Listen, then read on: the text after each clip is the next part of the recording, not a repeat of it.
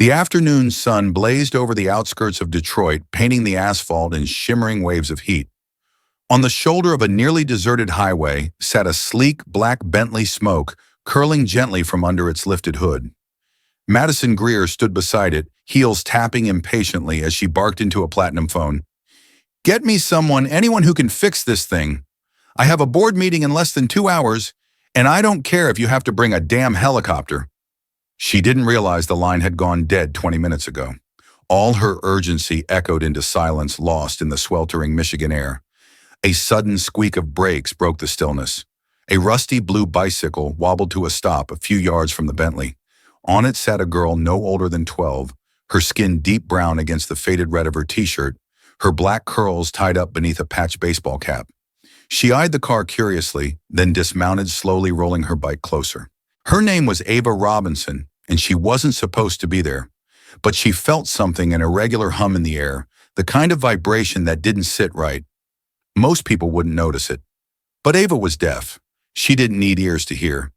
Madison turned sharply, eyes narrowing, as she took in the small figure approaching her $100,000 disaster. "What do you want, kid?" she snapped, annoyance dripping from her tone. "This isn't a lemonade stand. Move along. I'm very busy." Ava didn't flinch. She pointed to the engine, then shook her head, making a soft, sweeping gesture near her ears, her way of saying she couldn't hear.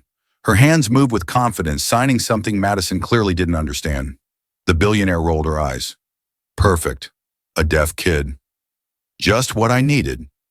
Go play somewhere else, all right. This is grown-up stuff." But Ava didn't budge. Her eyes were already scanning the contours of the Bentley's hood, her feet stepping forward cautiously. With a fluid motion, she laid a hand gently on the engine block, then another on the chassis. She closed her eyes. The vibrations told her a story. Something was wrong deep in the cooling system. The engine was overheating, not from misuse, but from a dislodged hose that had slipped from its valve, creating irregular rhythms no traditional mechanic would feel. She knew what it was. She had felt it before. From her backpack-worn canvas held together by faded patches, Ava pulled a compact toolkit, the kind mechanics hadn't used in decades. It had belonged to her grandfather, a retired technician, who had spent hours showing her how machines talked, if you listened the right way. She moved like she had done this 100 times before, which truthfully she had. Cars were her second language, maybe even her first. Madison froze. "Hey, what do you think you're doing? Get your dirty hands off that car." She lunged forward, trying to push Ava away, but the girl dodged her, easily laser-focused. Within minutes, Ava had located the hose, reconnected it, and adjusted a few tighteners to restore the pressure flow. Then she stepped back and turned the key Madison had left in the ignition. The Bentley purred back to life, smooth and luxurious, as if it had never faltered. For the first time in years, Madison Greer was speechless. She stared slack-jawed as the 12-year-old closed her toolkit and zipped her backpack. "How did you?" she began, her voice faltering. That's when she saw it, a small circular medallion hanging around Ava's neck. Simple, gold-plated, worn at the edges. Madison's blood ran cold. She knew that medallion. 2 decades ago, her father's company, Greer Biotech, had distributed thousands of them to children in low-income neighborhoods as a thank you for participating in what they called a preventive vaccination campaign. Ava's medallion was one of them. She stood frozen, watching the girl mount her bike again. Ava paused just before pedaling away. For a second, their eyes locked. Ava didn't smile. She just gave the faintest nod as if to say, "I know." Then she pushed off, leaving behind a trail of wonder, exhaust, and something much heavier, memory. Madison remained rooted in place. Her Bentley now ran like a dream, but inside her a nightmare was reawakening. This wasn't just a random encounter. That girl who shouldn't have known anything knew everything. And Madison Greer, billionaire CEO and daughter of the man who once buried an entire scandal beneath medical jargon and legal threats, had just met the living, breathing consequence of it all. Madison sat behind the wheel long after Ava had disappeared down the road, the rhythmic hum of the engine now feeling less like a victory and more like a warning. That medallion, it wasn't just some nostalgic trinket. It was a relic from a past she had tried desperately to forget, one sealed behind locked drawers and non-disclosure agreements. But the moment she saw it dangling from that girl's neck, the illusion shattered. Ava wasn't just a curious bystander with a gift for engines. She was a ghost one of 73 to be exact. Back at Greer Biotech's Chicago headquarters, Madison moved like a woman possessed. The glass elevator ascended to the 51st floor, her reflection fractured by the rising city skyline. Once inside her corner office, she tossed her designer handbag on the couch and unlocked a slim drawer beneath a painting of her late father. Out came a file so old its edges curled from time. The label read, Project Horizon. She hadn't looked at it in years. Her father, Kenneth Greer, had made sure of that. You don't need to carry the weight of every decision he'd said. Focus on the future. But now the past had come knocking with grease-stained fingers and the ability to read an engine better than any MIT grad. She flipped through the documents, reports from experimental vaccine trials, vague memos about neurological side effects, settlements paid out to keep parents silent. Bridgestone, that was the name. A struggling community on the outskirts of Detroit. They'd called it a pilot program, a euphemism for medical risk dressed as charity. The medallion had been part of the marketing campaign handed out with crayons and stickers. No one thought a child would keep it for 20 years. Miss Greer, her assistant's voice came over the intercom. You asked for an update on the girl. We've identified her, Ava Robinson. Lives with her grandparents in Bridgestone, about 25 miles from the city. Madison's stomach turned. Of all the places, of all the names. I want surveillance, she said flatly. Get someone on her. Quietly. I want to know who she talks to, where she goes, and dig into her family. Medical records, legal ties, everything. Yes, ma'am. Meanwhile, Ava sat at the kitchen table in her grandparents' modest home, tapping out a text to her best friend while Eileen chopped onions beside her. The house was small, but it felt alive, lined with family photos, hand-drawn pictures, and a clock that ticked half a second too slow. David sat hunched over a weathered radio, fiddling with its insides the same way Ava had with the Bentley. Someone came to school today. Ava signed her hands steady, but her expression cautious. Said they were from a school for gifted kids. They knew about my abilities. Eileen froze mid-chop. David's head slowly turned. What did she look like, he asked. Tall, blonde, drove a fancy black car, said her name was Miss Greer. David stood up slowly. His eyes moved toward the shelf above the refrigerator, where behind an old cookie tin sat a small rusted box. He hadn't opened it in years. Inside were photographs of Ava before the silence, her 3rd birthday party, her first words scribbled on index cards, a recording of her grandmother singing. There were also things more damning, copies of clinic forms, statements from parents, and 3 vials he'd salvaged from the trash behind the community center 2 decades ago. He turned to Eileen and signed, It's her. It's the daughter. Eileen's lips parted in disbelief. What do we do? David didn't hesitate. We call her, the lawyer, Angela Holloway. He took out a worn business card from his wallet, one he'd carried like a weight. The phone rang only once. Angela Holloway's office. My name is David Robinson. I believe you remember Project Horizon. There was a pause. Then Mr. Robinson, I've been waiting for this call for 20 years. And just like that, the silence was broken. Angela Holloway hung up the phone with a slow, deliberate breath, the kind you take when something long buried finally rises to the surface. She stared at the name scribbled in her notes, David Robinson. She remembered him even though they'd never met. She remembered the children from Bridgestone, the photos, the silence, the settlements, and the way the case had been sealed shut before it ever made it to court. For years, she had carried a file marked Horizon in her private drawer, waiting for anyone to pick up the other end of the line. 3 days later, David arrived at her office with a box that seemed too small to hold what it did.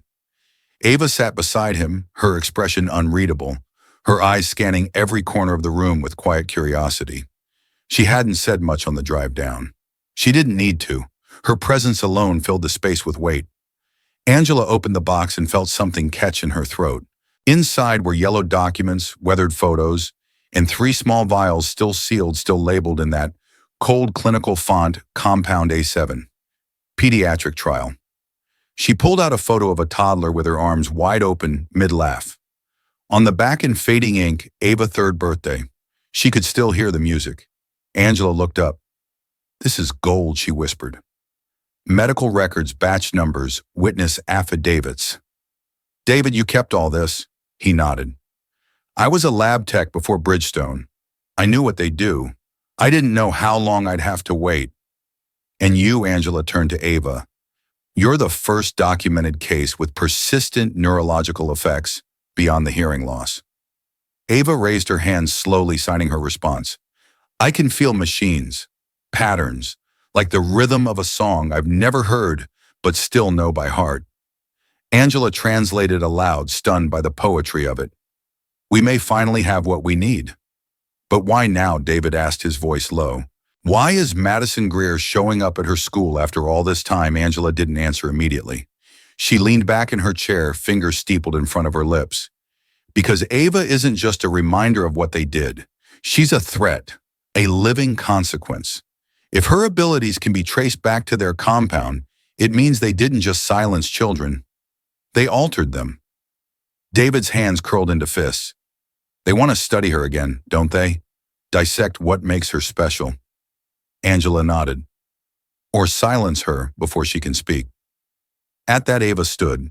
Her hands moved quickly now, sharp, purposeful. Then let's make sure they can't ignore me. Angela looked at her, impressed. Do you even know what you're saying yes to? Ava signed again, slower this time. They created me. I'll show them what I've become. Angela smiled for the first time in days, not out of joy but out of respect for the fire burning in the girl's chest. They spent the next week planning. Angela filed preliminary motions to reopen Horizon's sealed records. David cataloged and digitized every piece of evidence. But it was Ava who devised the most daring part of the strategy, infiltrating Greer Biotech's main headquarters during their upcoming shareholder summit broadcast live to over 50,000 investors. Ava had seen a blueprint of the building once years ago in a magazine. She asked Angela to pull the electrical plans from public records. When she received them, she ran her fingers along the schematics like a pianist sight-reading a new song. The AV system feeds directly into the presentation servers she signed. If I can reach the control room, I can override it. Angela blinked. You're talking about hijacking a live broadcast. Ava nodded once. It's time the world heard what they've refused to listen to. Angela exhaled, a mixture of awe and apprehension in her voice. All right, then we do this your way. And as the sun dipped behind the skyline that evening, the three of them, an old mechanic with nothing to lose, a girl who had turned silence into power, and a lawyer with 20 years of rage in her chest, prepared to shake the pillars of an empire. The night before the summit, Ava barely slept. She lay awake studying every corner of the blueprint Angela had printed out, tracing wires and circuits with her fingertips like they were veins in a living body. She had never set foot inside Greer Biotech's towering Chicago headquarters, but by dawn she could navigate it in her mind like a place she'd grown up in. Every elevator shaft, every emergency panel, every vulnerable connection point, they pulsed inside her as clearly as a heartbeat. By 9 a.m., investors were already arriving. Outside, the marble steps glittered with camera flashes and power suits. Madison Greer stood at the podium inside the main auditorium, poised as ever, a crisp navy dress hugging her framed pearls at her throat. No one watching the live stream would have guessed the anxiety churning beneath her calm facade. She hadn't seen Ava again since that day on the highway, but she felt her shadow lingering, waiting. Backstage, Ava adjusted the dark blazer Angela had given her. It was slightly too big, the sleeves brushing her knuckles, but she didn't mind. It helped her blend in. A staff badge procured by one of Angela's contacts hung around her neck. She moved through the hallways with the ease of someone who understood the language of walls. No one stopped her. She didn't speak, didn't need to. Her silence made her invisible. Inside the AV control room, the hum of equipment greeted her like an old friend. She closed the door behind her and approached the main console. Her fingers hovered, sensing the tiny pulses that danced beneath the metal casing. A technician glanced at her, confused. I'm from corporate. Angela's voice came through a tiny earpiece Ava wore. Tell him there was a last-minute directive to audit the stream delay. He won't question it. Ava turned, signing quickly, confident. The man blinked, unsure. She gestured again, then pointed to the company badge and the monitor, raising an eyebrow like she was in a hurry. Something in her calm, precise movements worked. The man shrugged and stepped out to make a call. She was alone, and it began. Down below, Madison addressed the crowd. At Greer Biotech, our commitment to ethical, transparent research is the foundation of everything we do. She declared, her voice clear through the auditorium and to thousands watching online. Our neuroscience division has the screen behind her blinked once, then again. She faltered. Has pioneered treatments for the screen exploded into color. Not branding, not data charts, but images. Photographs of children, dozens of them, lined up in makeshift clinics. Some crying, some smiling, all unaware of what had been injected into their arms. Audio followed cold voices in boardrooms. Acceptable losses, one said. 73 cases of hearing loss, still within margin. Another voice, her father's. These kids will never make the news. They never do. The room gasped. Madison's face drained of color. What is this? She barked, turning toward the control booth. Shut it down. But the screen didn't listen. Next came emails. Confidential threads between Madison and her legal team. Offer the Robinsons $1 million. Make them disappear. If they resist, remind them that we know where they live. The last file was a video. Surveillance footage, blurred but undeniable. Madison herself standing over a shredder feeding in documents labeled Program Horizon, a timestamp from just 6 months ago. And then the camera shifted. Ava stood near the back of the room still and calm, her eyes locked with Madison's. Angela rose from the front row and took the microphone. Ladies and gentlemen, my name is Angela Holloway. I represent the families of the Horizon victims, including Ava Robinson, whose life was altered by the very compound Greer Biotech tested on communities like Bridgestone without informed consent. Gasps echoed. The press snapped to attention. Ava can't hear your applause, Angela said gently, but she can feel your justice. Madison didn't speak. Couldn't. Every investor in the room was on their feet. Federal agents, coordinated by Angela in advance, entered quietly from both sides. Madison Greer, one agent announced, you are under arrest for conspiracy, medical fraud, and obstruction of justice. The last thing Madison saw before the cuffs clicked shut was Ava still silent, still watching, but no longer invisible. The sound of handcuffs echoing in the auditorium didn't just signal the end of Madison Greer's reign, it marked the collapse of everything her family had built. Within minutes, the story exploded across national media. Live stream footage was clipped and re-uploaded by the hour, each version captioned with some variation of "Deaf Girl Brings Down Billion-Dollar Biotech Giant." It was the kind of fall that couldn't be spun, silenced, or buried. Not this time. Greer Biotech stock plummeted by 83% before trading was halted. Board members resigned in waves. Investors threatened lawsuits. But the real consequence rippled far deeper than financial ruin. It struck at the myth of untouchability. For decades, companies like Greer operated behind velvet curtains of legal jargon and polished press releases. Now those curtains had been torn down by a 12-year-old girl who couldn't even hear the applause. Ava watched the news from home, curled beside her grandfather on the living room couch. David kept his arm around her shoulders, his other hand wrapped tightly around Eileen's fingers. They didn't speak. They didn't need to. On the screen, Angela Holloway stood outside a federal courthouse, flanked by Ava's photo in a wall of microphones. The Robinson family never asked to be part of history, Angela said, but when justice called, they didn't hesitate to answer. That fall, Ava received a letter with a seal she didn't recognize. She opened it cautiously. Inside, an offer of admission, full scholarship to the Massachusetts Institute of Technology. Age requirement waived. She had been accepted into their accelerated biomedical engineering program. At just 14, Angela warned her gently that the media frenzy wouldn't die down anytime soon. You're not just a student now, she said. You're a symbol. But Ava didn't want to be a symbol. She wanted to build. At MIT, she buried herself in research, pushing past her fear of being watched, of being followed. Her mind bloomed in the labs. She'd always understood machines in a way others didn't. But now she wanted to give that understanding away to kids like her who had lost something and been told it made them less. By her second semester, she'd created a working prototype, a hearing aid that adapted in real time to a user's unique brainwave patterns. Instead of amplifying sound in a generic way, it reshaped itself to the neurological footprint of each wearer. One of her professors called it the most important advance in auditory tech in a generation. Funding came quickly, but not from venture capitalists or corporate sponsors. The lab where Ava worked was funded entirely by seized assets from Greer Biotech. The same money that had once fueled unethical research now powered devices designed to restore dignity. Meanwhile, Madison Greer sat in a federal prison cell in Ohio, awaiting her appeal. Her cellmate was a woman from Arizona, whose daughter had died during a drug trial for another pharmaceutical company. They didn't talk much, but sometimes at night Madison would hear her quietly crying. She never spoke Ava's name aloud, but she saw her face often on the covers of magazines in congressional hearings, on the classroom walls of schools that now taught ethics using Ava's case. It wasn't just the end of Greer Biotech, it was the beginning of a new standard. Ava declined every interview, every book deal, every made-for-TV script. She didn't want to relive what had already been lived. She had other things to build. And yet, every now and then, when she returned to Bridgestone, she'd walk by the old community center, the same one where decades ago a man in a suit gave her a shot and a gold medallion. She would pause, not in anger, not in grief, but in something else, something like purpose, because it wasn't just about what they took from her.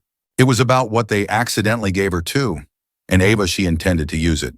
It was strange, Ava thought, how the very thing meant to silence her had ended up amplifying her voice beyond anything she could have imagined.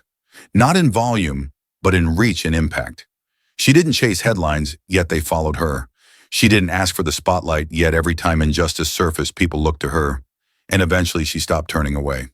2 years after the downfall of Greer Biotech, Ava stood on a stage at the United Nations, a quiet figure in a simple navy dress, flanked by delegates and human rights leaders from around the world. She didn't carry a microphone.